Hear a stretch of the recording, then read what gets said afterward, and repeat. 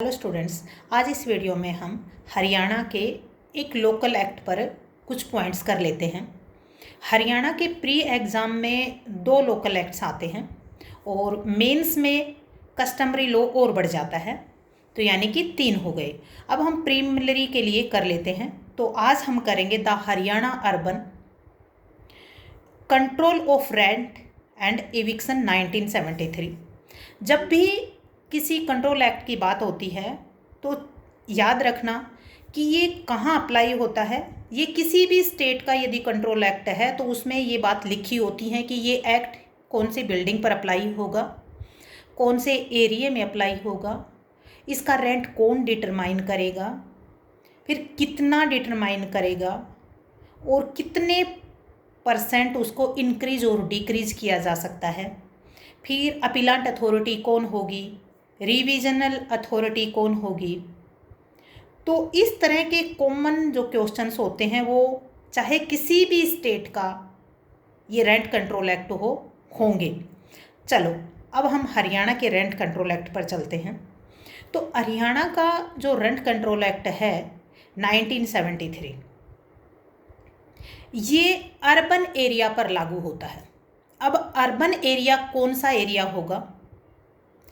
जहाँ पर भी म्यूनिसिपैलिटी डिटरमाइन करती है चीज़ों को या रेगुलाइज करती है, या जहाँ म्यूनिसिपैलिटी काम करती है वो एरिया अर्बन एरिया होगा।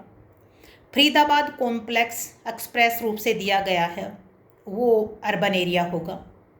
अब आती है कि किस बिल्डिंग पर लागू होगी, कि अर्बन एरिया की सारी बिल्डिंग्स पर लागू होगी। किस पर लागू नहीं होगी? ये जो बेर एक्ट के प्रोविजंस हैं या ये कानून है, किन किन पर लागू नहीं होगी। ये जो कंटोनमेंट एरिया होता है उस पर लागू नहीं होती है। प्रीलिमिनरी में क्वेश्चन आता है। नंबर दूसरी बात, इस एक्ट के लागू होने के दिन से या इसके बाद कोई भी बिल्डिंग जब बनाई जाती है तो उसके कंप्लीशन के 10 ईयर तक ये एक्ट लागू नहीं होता, इस एक्ट के प्रोविजंस लागू नहीं होते। नेक्स्ट है कि जो इसमें रेंट होता है उसको हम फेयर रेंट कहते हैं। फेयर रेंट कौन डिसाइड करता है? ये कंट्रोलर, एक अथॉरिटी होती है जहाँ पे कंट्रोलर ऑफिसर अपॉइंट किया जाता है स्टेट गवर्नमेंट द्वारा।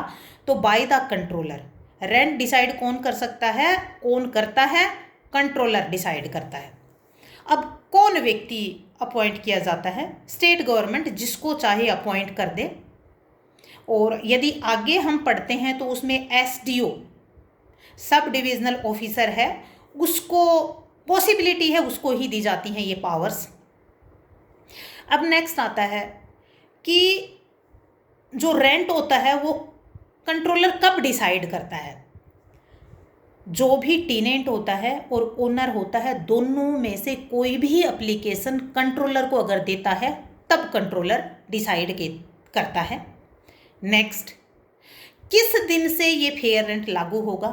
डेट ऑफ द एप्लीकेशन, जिस दिन उन्होंने एप्लीकेशन अप्लाई की थी उस डेट से ये लागू होगा। ये भी प्रीलिमिनरी में पूछा जाता है। नेक्स्ट, यदि इंक्रीज और डिक्रीज की कोई बात आती है तो बेसिक रेंट का 25% इंक्रीज डिक्रीज किया जाता है। फिर इसकी सेक्शन 5 कहती है कि कितने दिन में रिवीजन होता है? 5 साल में रिवीजन होता है। फिर ये हमें बताता है कि यदि कोई भी ओनर जितना रेंट डिसाइड है उस रेंट से ज़्यादा यदि रेंट ले लेता है तो रेंट का कॉन्सिक्वेंस क्या होगा? वॉइड, नल एंड वॉइड हो जाएगा। तो जितने पॉइंट्स बताए हैं वो पॉइंट्स प्रीलिमिनरी के लिए मोस्ट इम्पोर्टेंट हैं। इनको याद करो। बाय, जय हिंद, जय भारत।